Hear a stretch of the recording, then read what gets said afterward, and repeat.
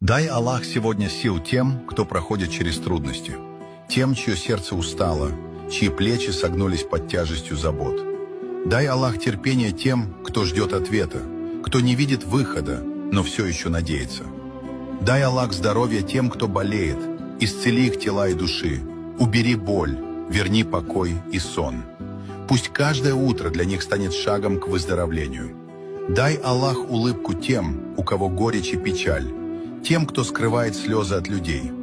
Пусть в их жизни появится свет, пусть сердце снова почувствует радость. Дай Аллах поддержку тем, кто одинок, правильные слова тем, кто молчит, и путь тем, кто заблудился. О Аллах, не оставляй никого без Твоей милости. Услышь мольбы, о которых не говорят вслух. Амин.